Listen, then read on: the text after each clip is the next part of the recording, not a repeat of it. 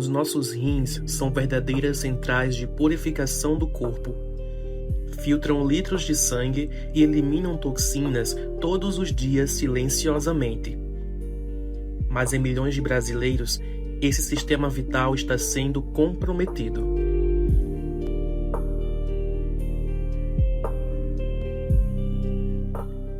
Estima-se que mais de 10% da população brasileira sofra com algum grau de comprometimento renal.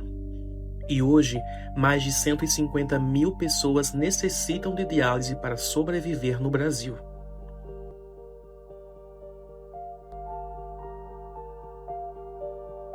Entre 2019 e 2023, foram registrados mais de 220 mil casos sinalizados na atenção primária à saúde.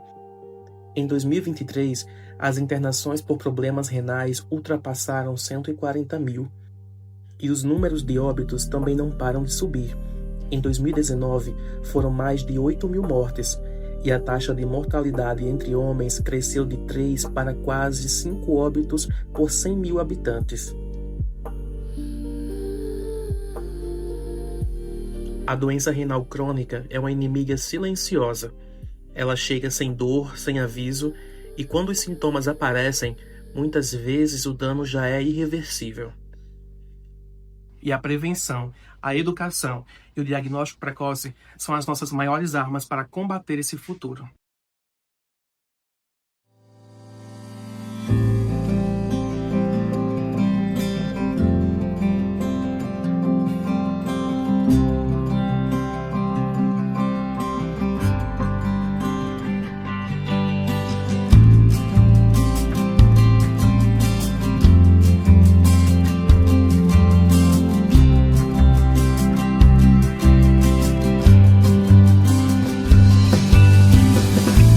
Nosso primeiro passo foi sair às ruas, falar sobre algo que muita gente desconhece. Durante o programa Viva Rio Branco aqui em Mossoró, conversamos com a comunidade, entregamos panfletos e levamos informação de forma acessível e acolhedora.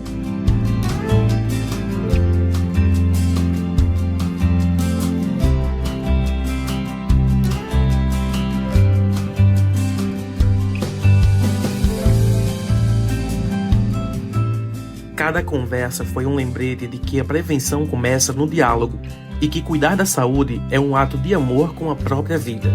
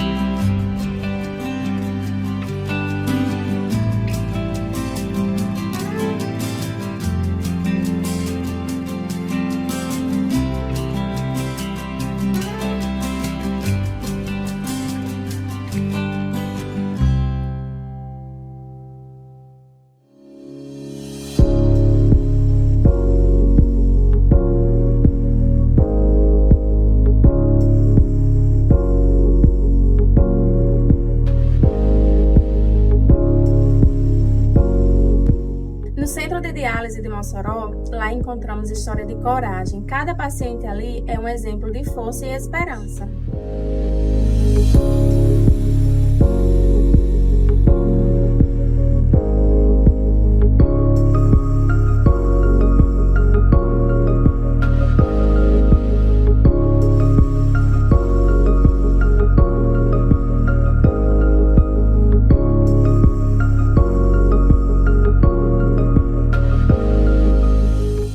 Queríamos que fosse mais do que uma visita. Queríamos levar alegria, acolhimento e mostrar que eles não estão sozinhos, que alguém lembra e sabe que eles existem.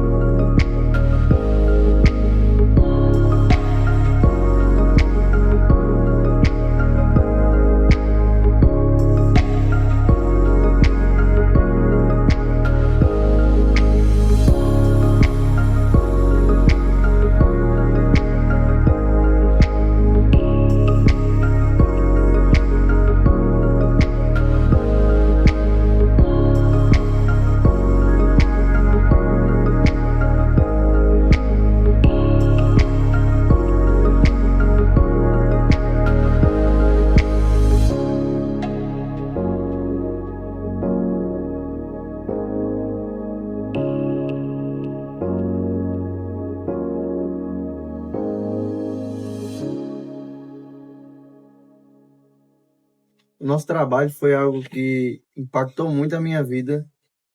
Nós aprendemos muito lá na CDM e é algo que vai mudar, acredito que que vai impactar tanto na minha vida profissional quanto na vida dos meus colegas, que levou muita experiência, muito aprendizado.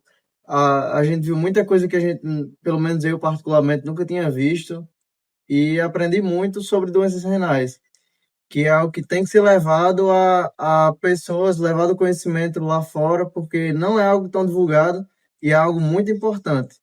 Eu acredito que o nosso trabalho vai gerar um conhecimento muito grande em pessoas que talvez nunca teriam. O tema do nosso trabalho foi um tema que me pegou de surpresa, porque eu não sabia absolutamente nada sobre, eu nunca tinha ouvido falar muito sobre essas coisas de hemodiálise, de rins. Obviamente, eu já tinha ouvido falar sobre como a importância da gente cuidar, né, desse nosso órgão, mas eu nunca tinha realmente presenciado o que eu vi, principalmente no hospital. Foi muito impactante para mim ver aquelas pessoas, todas aquelas máquinas, todas as pessoas saindo e entrando, e a quantidade de vezes e de horas que elas têm que ficar naquele hospital ali, realmente foi algo que tocou muito no meu coração e que, assim, esse trabalho para mim está sendo muito importante para passar informação para o pessoal, para realmente se cuidar. Foi um prazer receber os meninos aqui do projeto Rins em Equilíbrio, né? Eles trabalharam a temática do Outubro Rosa, né? Sobre o câncer de mama, trazendo informações de forma bem lúdica, bem criativa, né? Teve muita participação dos nossos pacientes, né? Eles amam essa forma lúdica de trazer informação. Além disso, eles divulgaram o projeto dele, que é um projeto que traz um pouco da realidade do que é um paciente renal, informações esclarecedoras. Então, assim, é um projeto que tem muito potencial, traz tantas informações para a comunidade que muitas vezes não tem esse tipo de informação, né? Através do Instagram, então eles acabam divulgando muito sobre isso, e também informações para o nosso paciente, né? Além disso, traz um pouquinho do humor, do lúdico, onde faz com que os pacientes relaxem um pouco mais, tira a tensão desse tratamento que por vezes é tão pesado, tão doloroso. O projeto Rins em Equilíbrio é um projeto bastante inovador, né? Porque ele valoriza o paciente renal, valoriza o rim, que é um órgão tão importante para a nossa saúde. E que muitos de nós não sabemos da importância desse órgão e não temos o cuidado. Então, os meninos têm sido bastante perseverantes na questão de buscar meios para que a população tenha conhecimento da importância do seu rim. E em outubro, o projeto Rins em Equilíbrio também trouxe né, a questão do Outubro Rosa. Além de focar os rins, eles também trouxeram a importância do cuidado, né, na saúde feminina. Acreditamos que a educação é o primeiro passo para as mudanças. Foi muito gratificante a recepção que tivemos por parte dos alunos, pois vimos que eles estavam realmente interessados em ouvir, estavam participativos. Isso apenas reforça que a temática da doença renal realmente não é tão divulgada. Eles estavam realmente aprendendo algo novo.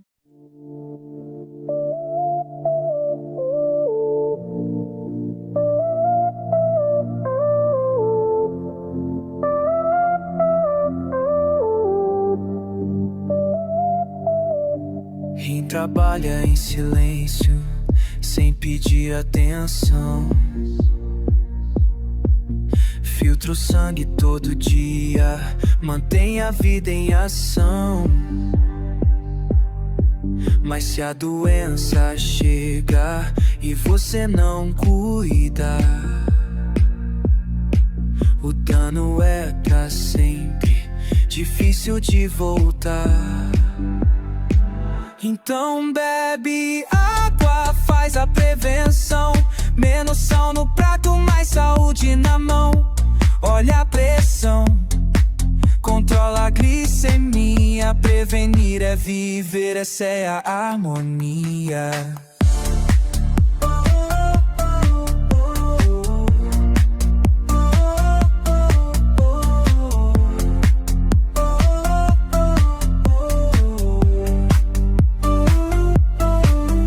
A doença renal é inimiga discreta.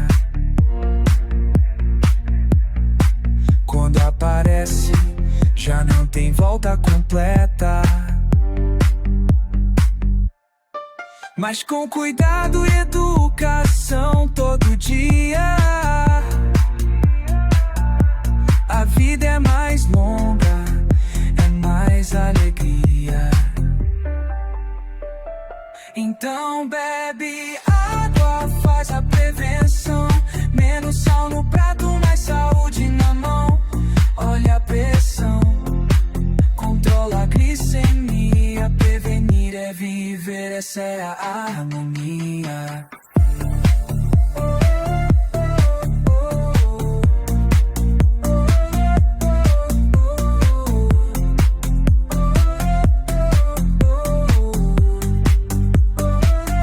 Prevenir é viver, prevenir é viver.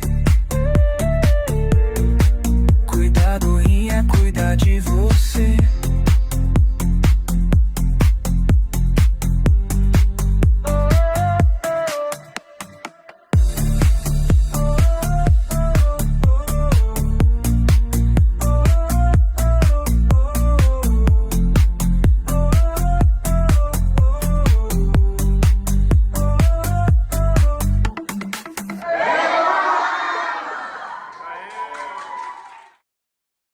Oi, eu me chamo Raquel Alencar, eu tenho 37 anos e eu sou transplantada renal. Descobri que precisaria passar por uma hemodiálise, coisa que eu nem conhecia, não sabia que existia, sabia. Porém, por não conhecer a fundo, pensava eu que já estava à beira da morte. Em 2020, naquele chafurdo de pandemia, descobri no final do ano que passaria por pela hemodiálise, mas eu não sabia o motivo que tinha me levado a isso. De início eu não quis fazer. No primeiro dia que eu cheguei para o médico, que ele disse, na lata, você vai fazer hemodiálise. Aí eu, como assim?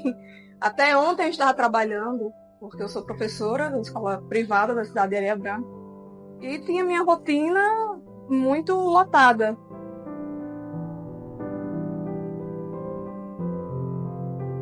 Como falei no início, eu não queria fazer hemodiálise. Assim que o médico falou, você tem que ficar aqui hoje para fazer hemodiálise, eu não quis, eu fui embora. Porque na minha cabeça eu teria que me despedir da minha filha, eu teria que me despedir das pessoas da minha casa. Acho que a parte mais difícil para mim, foi a parte mais difícil para mim, porque era próximo do Natal, era dezembro. Então a gente sempre vê o Natal com a família reunida, com todo mundo feliz. E foi justamente nesse período que caiu tudo, caiu meu chão. Meu marido não estava comigo porque ele trabalhava fora e eu tive que fazer uma ligação dizendo o médico pediu para eu fazer hemodiálise, mas eu vim embora porque eu não queria fazer sem você aqui. Na minha cabeça eu tinha que ver primeiro ele para poder, depois de qualquer coisa, tomar uma decisão. Só que as coisas não são do jeito que a gente quer, né? E de um dia para o outro ele falou com a empresa liberou ele de imediato, ele só disse assim: Raquel, esteja em Mossoró amanhã, que amanhã você começa a ser hemodiálise. Aí eu disse: homem, precisa não, pode continuar sendo tudo não, de jeito nenhum, você vai começar a ser hemodiálise. E assim eu fiz. Encontrei ele em Mossoró, que ele parou, estava em outra cidade próxima. E eu comecei a dialisar no dia 10 de dezembro de 2020. Minha primeira diálise. Quando a gente começa a dialisar, a gente vai passando por etapas, porque uma hemodiálise normal são 4 horas de diálise, só que o nosso corpo, logo de imediato, tem que se acostumar a se adaptar a isso. Então, no primeiro dia foi 2 horas de diálise. Inclusive, no primeiro dia eu já passei mal, porque eu não sei se foi só a questão de eu não estar preparada psicologicamente. Talvez eu também não tenha me alimentado muito bem. No primeiro dia eu já passei mal, mas consegui fazer as 2 horas de diálise, fui para casa. No segundo dia que eu fui, foram 3 horas, e a partir do terceiro dia já ficaram sendo as 4 horas. Então, minha rotina escolar, esqueci. Deixei de ser professora na minha cabeça, eu deixei de trabalhar, deixei de tudo e fui viver como uma paciente. Segundas, quartas e sextas eu estava em Mossoró, ocupando na minha cabeça 4 horas do meu dia, mas que para mim era necessário para salvar a minha vida. Eu não sei se vocês têm essa mesma visão. Um paciente renal, antes de tudo, ele não tem essa fístula, que a gente faz logo no início para fazer uma sessão, a não ser que ele já tenha sido diagnosticado antes e ele já tenha trabalhado isso e tenha feito, mas eu não tinha nenhum acesso. Então, no primeiro dia, tive o meu primeiro acesso no pescoço. Foi colocado um catéter, minha pressão subiu 21 por não sei quanto, porque também na minha cabeça eu pensava que iria morrer. A qualquer momento ela iria errar, algum tipo de acesso iria jorrar e eu ia morrer. Mas, graças a Deus, eu já deu um bom que deu tudo certo. Apesar da dificuldade devido à minha pressão elevada, né? O coração ficava, Deus nos acuda. Mas, diante de todas as dificuldades, eu sempre busquei sair daquela máquina. Porque todos os dias que eu ia, eu voltava cansada. Os primeiros meses, então, eu emagreci no primeiro mês 15 quilos. Então eu tinha 84 quilos, sempre fui uma mulher alta, cheia, e no primeiro mês parecia que eu estava definhando. Porque retirava líquidos, retirava as impurezas, né? Mas também retirava nossa massa muscular ia toda-se embora. Então no primeiro mês eu emagreci 15 quilos, eu fiquei muito debilitada, precisava de ajuda para me deslocar até Mossoró. Então, se não fosse a família do meu marido, se não fosse alguns amigos presentes, eu acho que eu também não teria conseguido.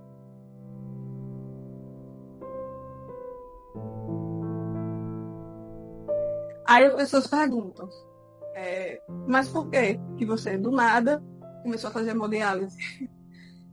Isso eu escutava muito da minha mãe, porque eu acho que foi a pessoa que ficou do início ao fim sem entender de onde eu tinha pego a doença renal. Mas a gente sabe que não se pega. Quando eu completei um mês, mais ou menos, de hemodiálise, eu quis investigar. E eu falei com o meu médico e disse: minha família não tem ninguém que tem doença renal. Por que eu tenho? Então, do nada, não se pode investigar, não se pode perguntar por quê. Aí ele disse: não, fazer o seguinte, vamos fazer uma biópsia renal e vamos entender o que aconteceu. Se já é alguma coisa proveniente do rim ou se tem alguma coisa por trás que levou o rim a ter essa falência. Ok? Aí fiz a biópsia. Mas nessa época, com um mês, eu estava com a expectativa de que, quando chegasse próximo dos 3 meses, eu iria deixar as máquinas. Porque ainda tinha a possibilidade de ser uma falência aguda e não crônica. crônica, quando passa de 3 meses, já não tem mais jeito. Então, é diálise para o resto da vida até conseguir um transplante. E aguda, em tempo de 3 meses, você fazendo hemodiálise, você consegue reverter a situação. Então, assim, eu fui fazer essa biópsia com mais ou menos 1 mês, na expectativa de não vai ser nada demais, vai ser só inflamação, tudo vai dar certo. E assim eu fui para Natal, fazer a biópsia, muito tranquilo, mas aí fui esperar o bendito resultado, que parecia uma eternidade. O resultado da biópsia não chegava, e eu pesquisando e não chegava. Eu sei que até que enfim chegou, não entendi nada, levei para o médico, e mais uma vez na lata, porque ele sempre foi muito direto. Eu não sei se eu seria assim como médica, mas a gente receber notícias assim muito impactantes, de repente, é porque ele já é acostumado, mas a gente que está passando pela situação não é. Então ele do nada falou, como eu imaginei, é crônico, você vai ficar fazendo hemodiálise. Então ali foi minha segunda queda. E eu fiquei, meu Deus, eu vou ficar aqui pro resto da vida.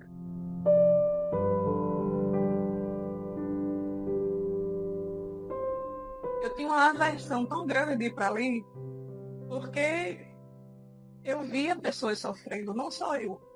Eu via pessoas passando mal direto, eu via situações que eu não imaginava que pudesse estar passando e também nova, porque para todo mundo, quem faz hemodiálise é velho, mas não.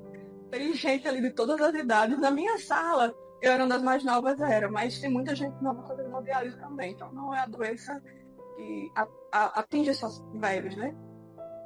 Quando saiu a biópsia, eu descobri que eu tinha doença autoimune, muito parecida com lúpus, mas ela não é lúpus, ela é granulomatose de Wegener, que atinge pequenos vasinhos dos órgãos e atingiu os pequenos vasinhos dos meus rins, fizeram eles pararem de funcionar. E com isso, não tinha mais solução. Uma vez atingido o vaso renal, ele não pode ser reconstruído, reconstituído, então somente transplante. Só que aí uma longa, preparação para o transplante também, porque você tem que estar bem fisicamente, bem psicologicamente, e foi a partir de aí que eu comecei a lutar. Porque eu percebi que eu não estava mais dando conta da minha filha, não estava mais dando conta de mim, de nada. E como sempre eu tive muito controle de tudo, eu disse, eu não vou mais me deixar bater, eu quero ver minha filha crescer. E quem me motivou a estar aqui hoje foi ela. Pode ter certeza que foi ela. Eu me imaginava no festa de 15 anos dela, e se eu não estiver lá? 10 anos, se eu não estiver lá. Hoje ela tem 10 anos, Foi em 2020 que tudo aconteceu, já estamos em 2025. E graças a Deus estou aqui transplantada. Foi uma batalha que já tive após transplante também medo de muitas perdas, porque já tive infecções depois disso, já tive uma perda renal no meu próprio enxerto. Mas é uma batalha constante. A gente tem que ficar em acompanhamento de início. Quando a gente faz o transplante, a gente é observado diretamente no hospital. Quando a gente está tudo ok, é que a gente está liberado para ir para casa. Mesmo assim, a gente não pode sair da cidade que a gente fez o transplante. Eu fiz o meu em Fortaleza. Tive que ficar lá 4 meses para poder ter contato com alguém, porque a imunidade da gente baixa demais. E a gente não pode ficar saindo, pegando uma poeira ali, outra acolá, porque senão agrava tudo no nosso organismo. A gente está muito debilitado. Só que eu não aguentei de saudade pedir autorização do médico para ir buscar minha filha com 1 mês de transplante, porque eu não conseguia ficar longe dela. O que mais me choca nisso tudo foi eu ter passado pela diálise, ter conhecido pessoas que fazem diálise, ter feito amigos que hoje em dia não estão mais entre nós aqui na Terra, que eu sinto falta. Mas você vê ainda pessoas novas que tem a possibilidade de fazer o transplante, de lutar por isso e não querer. Mas a gente entende também que é o medo, porque a máquina, depois de um tempo, a gente acostuma. E depois a gente fica com medo de mexer naquilo de novo e vai que dá errado. Mas só que eu fui pro vai que dá certo, porque a minha chance de sair era o transplante. E quando eu chegava para perguntar, fulana, vamos fazer o transplante também? Não, eu tenho medo. Aí eu disse, eu tenho medo de morrer, sabe? Eu não tenho medo de viver, não. Então, enquanto eu puder lutar pela minha vida, eu vou lutar. Eu passei na fila de Natal mais de ano, na fila do transplante. Infelizmente, o nosso estado, ele é um pouco mais escasso ainda nesse setor, e eu acho que é questão de conscientização das pessoas. Muitos têm medo de doar órgãos de pessoas queridas, né? Mas a partir do momento que se doa, ele salva 8 vidas. Então eu fui uma das contempladas, agradeço muito a família da minha doadora, que eu só sei que foi uma mulher de 40 anos que teve um AVC hemorrágico. No mais, eu não tenho mais nenhuma informação, mas pela atitude dela ter doado para uma pessoa que ela não sabia nem quem era, né? A filha dela está vivendo em outra pessoa. Então eu tenho um rim aqui como se fosse um filho. Foi um presente que Deus me deu e estou cuidando. Eu não posso deixar de fazer os acompanhamentos. Tenho que estar no hospital de 3 em 3 meses, porque depois de um tempo era 15 em 15, depois de mês em mês, depois a cada 2 meses, e assim vai espaçando ao longo do período. Mas o período máximo que a gente fica sem o acompanhamento é 3 meses. Por quê? Porque a doença do rim é uma doença silenciosa. E os sintomas que eu sentia, eu dizia que era tudo menos problema renal. Na minha cabeça eu estava grávida. Na minha cabeça eu estava com muito sono. Então, como eu já tinha tido experiência da gravidez de Lara, minha filha, eu senti o mesmo sono. Eu disse, não tem condição. Mas antes disso, comecei a achar que era gravidez porque todos os dias de manhã eu passava mal vomitar. Eu fui transplantada, foi rápido, viu? Foi rápido porque a gente fala muito hoje em dia, eu gosto muito de frisar isso. As pessoas que têm dinheiro transplantam muito rápido, porque será? Não, gente. É questão de você estar bem com sua saúde, estar acompanhando, porque a gente faz acompanhamento também 3 em 3 meses, né? A gente tem que ir colher o sangue, né? Lá em Fortaleza, no Hemocentro, se eu não me engano. É no Hemocentro de Fortaleza. Então, de 3 em 3 meses, querendo ou não, eu mesmo estando dialisando, eu tinha que estar em Fortaleza para que meu sangue fosse colhido, para eles verificarem todas as minhas taxas. Então, de 2020, né, eu comecei e fui transplantada em 2023, no dia 28 de fevereiro de 2023. Curti o carnaval um pouquinho, ainda dialisando, passou uma semana, veio o meu transplante assim, como presente de Deus. Apesar de eu ter demorado muito na fila de Natal, quando eu fui para a fila de Fortaleza depois, porque eu já estava me saturando realmente, eu passei só 3 meses na fila.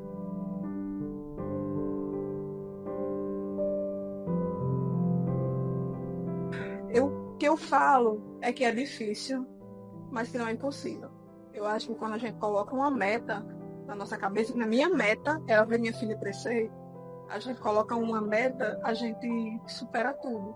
A gente tem fé em Deus, a gente tem fé também na medicina, porque a gente não pode desperdiçar pelas orientações médicas e a gente tem que ir em frente. A minha recomendação é fazer o transplante. Faça o transplante porque é outra vida. Apesar de eu estar ainda indo a Fortaleza, fazer meus exames, hoje eu consigo fazer coisas que antes eu não conseguia. Hoje eu consigo ver a vida com perspectiva que antes eu não tinha. Eu não tenho mais horário para estar presa numa máquina. Então eu tenho liberdade, coisa que eu não tinha antes. Eu tenho liberdade para fazer o que eu quiser.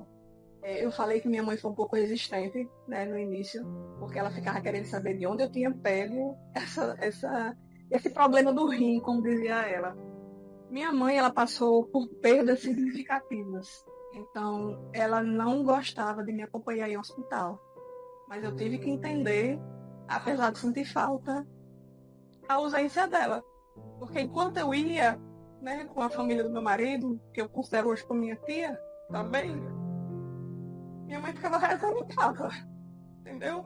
Então, de uma forma ou de outra, tinha que ter uma pessoa, tanto para rezar por você, quanto para fazer por você, porque você sozinha você não se sustenta. Então, minha mãe, ela não me acompanhou muito nessa questão do hospital, mas a família toda por parte do meu marido. Meu marido me deu um apoio, assim, descomunal. Coisas que eu vi, inclusive, pacientes renais sendo abandonadas pela família, pelo marido, porque estava doente. E isso eu ficava revoltada. Porque se fosse o contrário, eu não sei se seria machismo ou feminismo que eu vou falar. A gente vê muito quando um homem está doente, a mulher está ali, né, do lado.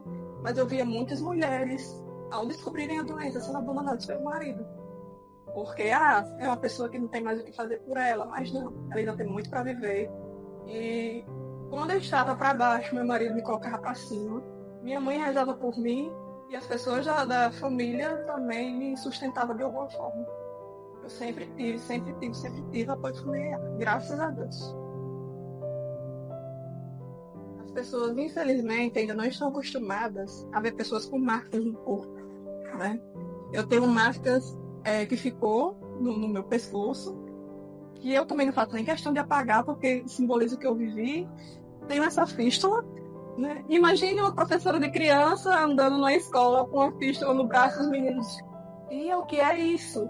E eu tenho que explicar, não, foi um tratamento que a tia fez, que graças a Deus passou e a tia tá boa por causa disso aqui. Então eu colocava um pouco de fantasia, né, para as crianças. Só que a gente vê adultos também olhando de um modo diferente. Né? Tem muitas pessoas, pacientes renais, que têm esse calombo, só que no resto dos braços a gente já olha com, vai, meu Deus do céu. Gente, eles precisam daquilo. Porque a partir do momento que você está diretamente, né, com a veia, e daí vai o processo da máquina com a veia, ele vai crescer. Então aquilo ali é totalmente normal. Hoje em dia não se tira mais a fístula depois de transplante. Antigamente se tirava.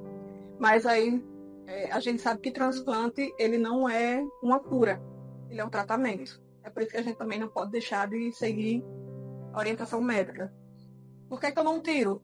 1 ano depois que eu fiz o transplante, eu tive uma infecção urinária. E tive que fazer um tratamento pela fístula. Se eu não tivesse a fístula mais, ia ter que furar de novo, ia ter que fazer tudo de novo. Então, não mexa na minha fístula. Eu e minha fístula e meu rim, tá tudo bem, obrigada. Então, assim, preconceitos a gente vai sempre sofrer. Só que do mesmo jeito que a gente tá ali lutando, né, por nossa vida, isso aqui pra mim é o de menos. Eu não ligo. Né? E quando olham torto, olham diferente, digo que foi, mulher.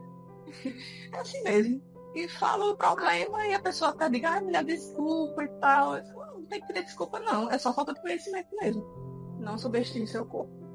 Não subestime seus sintomas. Não deixe de fazer a rotina anual. Coisa que eu fazia também. Só que o que eu pude perceber, eu achei engraçado. Porque depois que eu adquiri a doença renal, eu fui olhando os exames de rotina, todos que eu tinha feito, nenhum deles tinha creatinina e ureia. Nenhum deles. Antigamente, os médicos não costumavam passar ureia e creatinina como se fosse uma coisa que não tinha nada a ver. Mas hoje em dia, graças a Deus, todos os exames que a gente faz, eu olho, inclusive de tias, né, do meu marido, eu olho, todos eles pedem ureia e creatinina. Então, se vocês estiverem fazendo um exame, né, anual, de rotina, vocês olhem lá se tem ureia e creatinina, porque se não tivesse, diz, médico, por favor, bote ureia e creatinina que eu quero saber como é que está a função dos meus rins. Porque se o rim der problema, seu corpo todinho dá também. Com essa ação, nós demos mais do que orientações. Nós demos escuta, acolhimento e também esperança. Cada olhar trocado, cada abraço, cada conversa plantou sementes de cuidado que podem florescer por toda uma vida. A prevenção é o caminho que une ciência e humanidade. É a ponte que liga o conhecimento à ação.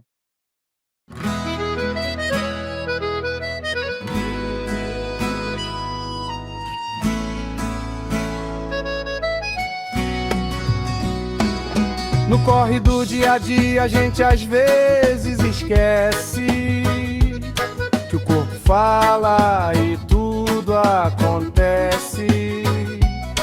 Os rins trabalham firme sem pedir nada em troca, mas quando falham a saúde despenca e choca Zé. Então bora acordar pra vida, cuidar da gente é o melhor caminho. Com informação e alegria, seguimos juntos, lado a lado, no carinho. Ei, sem equilíbrio, cuidando da vida, trazendo saúde, amor e acolhida. Prevenção é o nosso destino, cuidar dos rins é seguir um bom caminho. Ei! Oxi!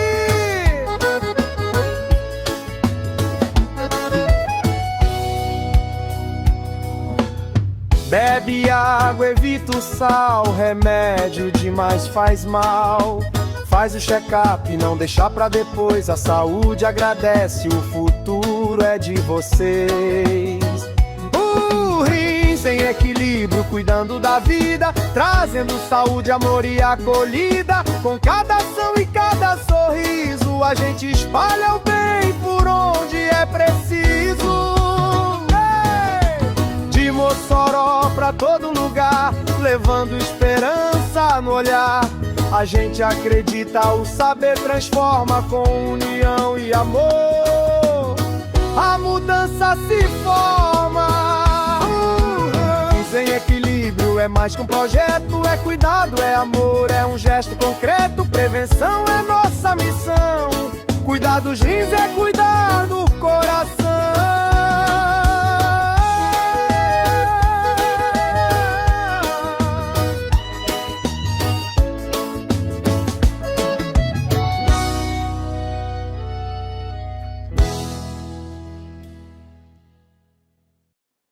A doença renal é silenciosa, mas nós não vamos nos calar.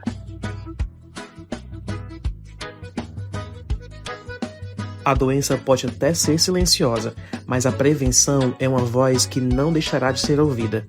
Cada panfleto entregue, cada palestra ministrada e cada conversa com a comunidade representou mais do que um ato educativo. É uma oportunidade real de mudar destinos. A proposta é clara: identificar precocemente fatores de risco, orientar a população e criar um espaço de diálogo aberto, onde dúvidas podem ser esclarecidas e onde a prevenção ganha força. Unindo ciência, experiência e empatia, este projeto prova de que a saúde começa muito antes da sala de espera de um hospital. Ela começa aqui, no encontro com a comunidade, no cuidado que se estende de pessoa para pessoa.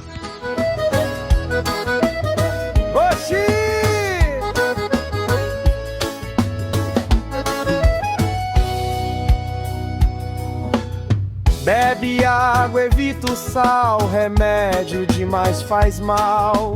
Faz o check-up, não deixa pra depois, a saúde agradece, o futuro é de vocês. O rim sem equilíbrio, cuidando da vida, trazendo saúde, amor e acolhida. Com cada ação e cada sorriso, a gente espalha o bem por onde é preciso. De Mossoró pra todo lugar, levando esperança no olhar. A gente acredita, o saber transforma com união e amor. A mudança se forma. Sem equilíbrio é mais que um projeto, é cuidado, é amor.